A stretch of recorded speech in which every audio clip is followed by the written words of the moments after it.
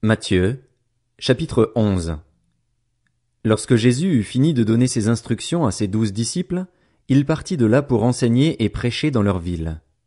Or, dans sa prison, Jean avait entendu parler de ce que faisait Christ.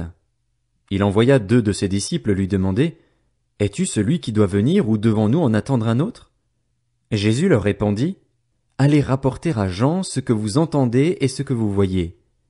Les aveugles voient, les boiteux marchent, les lépreux sont purifiés, les sourds entendent, les morts ressuscitent et la bonne nouvelle est annoncée aux pauvres.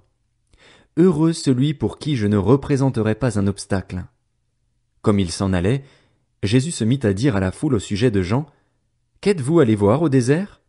Un roseau agité par le vent? Mais qu'êtes-vous allé voir? Un homme habillé de tenues élégantes? Ceux qui portent des tenues élégantes sont dans les maisons des rois. Qu'êtes-vous donc allé voir? Un prophète? Oui, je vous le dis, et plus qu'un prophète, car c'est celui à propos duquel il est écrit, « Voici, j'envoie mon messager devant toi pour te préparer le chemin. » Je vous le dis en vérité, parmi ceux qui sont nés de femmes, il n'est venu personne de plus grand que Jean-Baptiste. Cependant, le plus petit dans le royaume des cieux est plus grand que lui. Depuis l'époque de Jean-Baptiste jusqu'à présent, le royaume des cieux est assailli avec force, et des violents s'en emparent. En effet, tous les prophètes et la loi ont prophétisé jusqu'à Jean. Si vous voulez bien l'accepter, c'est lui, l'Élie, qui devait venir. Que celui qui a des oreilles pour entendre entende. À qui comparerai-je cette génération?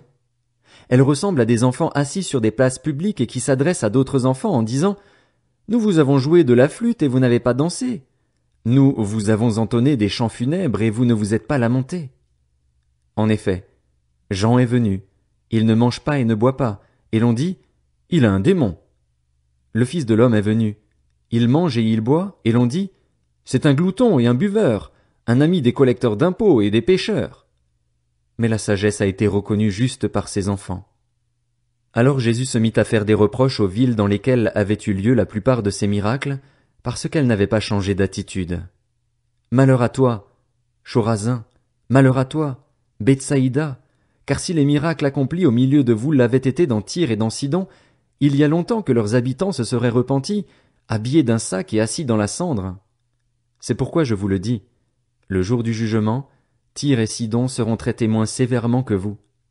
Et toi, Capernaüm, seras-tu élevé jusqu'au ciel? Non. Tu seras abaissé jusqu'au séjour des morts, car si les miracles accomplis au milieu de toi l'avaient été dans Sodome, elles subsisteraient encore aujourd'hui. C'est pourquoi je vous le dis, le jour du jugement, le pays de Sodome sera traité moins sévèrement que toi.